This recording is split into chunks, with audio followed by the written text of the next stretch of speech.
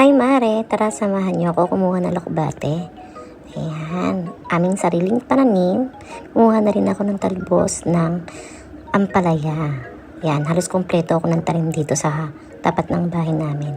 Then dinagdagan ko lang lokbate at kumuha ako ng malunggay. Ayan, maraming puno ng malunggay. So, gagayatin lang natin yan. Meron na akong half ampalaya, isang kamatis, bawang at sibuyas, siling panigang. Nilagyan ko rin pala ng kamote yan.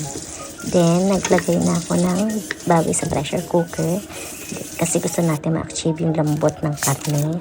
Sinabay ko na yung munggo, halagang 30 pesos. Nilagyan ko ng tubig para pakuluin for 25 minutes. Ayan.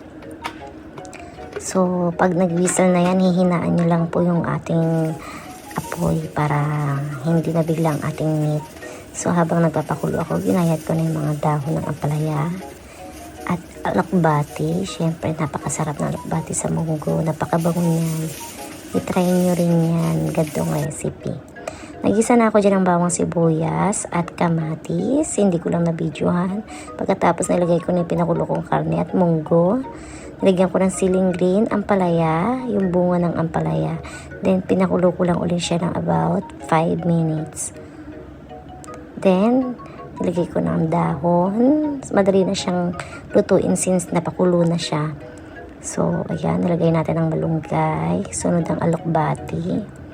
Tapos, nilagay ko yung leftover kong bakunat na chicharon. Pampalasa na rin yan. Ayan. Tapos na ang ating munggo. Naglagay din pala ako ng asin dyan, tsaka isang Knorr cubes. Tadan!